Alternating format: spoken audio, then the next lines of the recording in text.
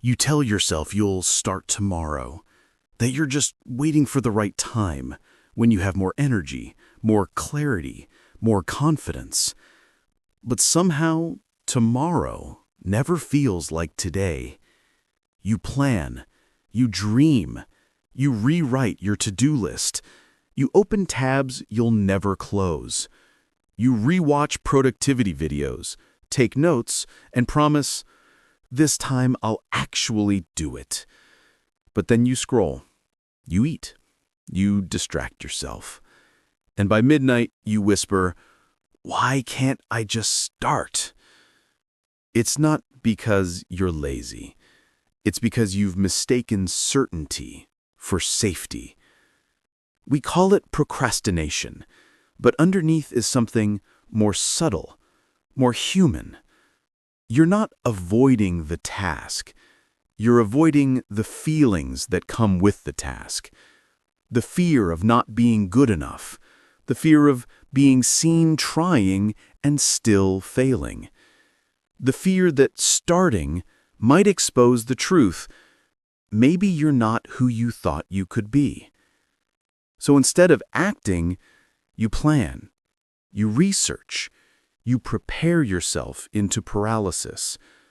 Because planning feels productive, but it's really just emotional perfectionism in disguise. You're not addicted to progress. You're addicted to control. Take Amelia. She's been talking about launching her blog for months. She has the perfect topic, the perfect draft, the perfect graphics. But every time she opens her laptop, she hesitates. She tweaks fonts. She changes colors. She rewrites titles. At the end of the day, she tells herself she's working on it, but she's not. She's rehearsing the idea of success to avoid the reality of imperfection. That's not laziness. That's fear dressed as preparation. Here's what actually happens inside you. When you imagine doing something new, starting a project, sending an email, taking a class, your brain fires up the amygdala, the part that detects danger. It doesn't know the difference between a tiger and a blank page. It just senses uncertainty. And uncertainty feels like death to the brain because it can't predict what comes next. So it tells you, not yet. Maybe tomorrow.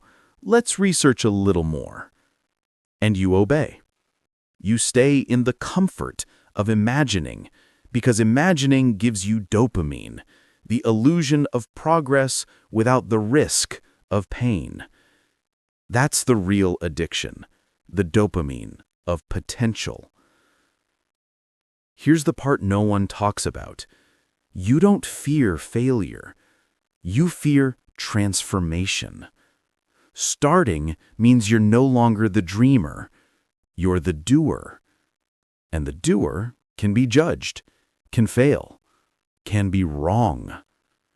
The dreamer is safe. The dreamer is still perfect.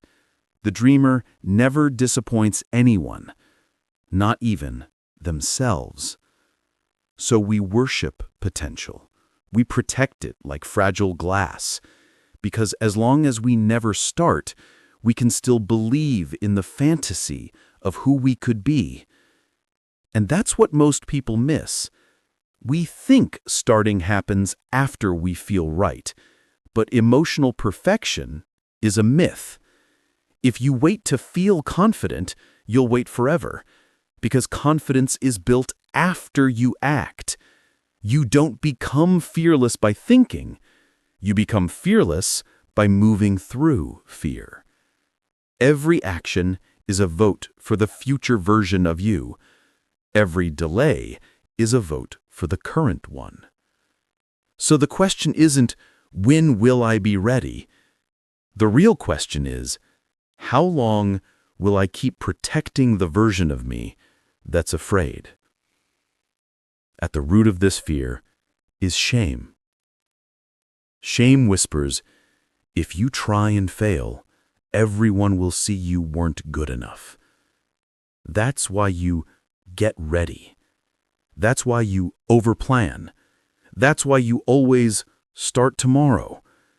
Because deep down, you'd rather live with unproven potential than face proven imperfection. But what if your shame is lying to you? What if failure isn't evidence of your weakness, but proof of your courage to evolve?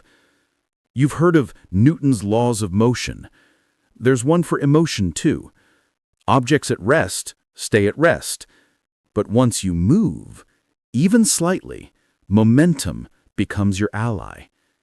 You don't need clarity to start. You get clarity by starting. Action doesn't come from motivation. Motivation comes from action. Your first small act is what unlocks the rest. Here's what you can do right now. Step 1. Break the illusion of emotional readiness. Tell yourself, I don't need to feel ready. I need to feel honest. Honesty moves faster than confidence. Step 2. Use fear as a compass. If something scares you, it's usually where growth lives. The bigger the fear, the more personal the calling. Step 3. Shrink the starting line. Write one sentence. Record one clip. Make one call. Small action breaks emotional inertia. Step 4. Reward the doing, not the outcome. Celebrate the act itself, because you didn't wait for the perfect moment. You created one. You don't need a guarantee. You need a beginning. You don't need confidence. You need curiosity. And most of all, you don't need permission. Because the moment you begin, life begins to respond. The world doesn't move for the ones who wait. It moves for the ones who dare to show up. So stop worshiping potential. Start honoring progress. Because the version of you you've been waiting to become is waiting on you. Come back when it's heavy.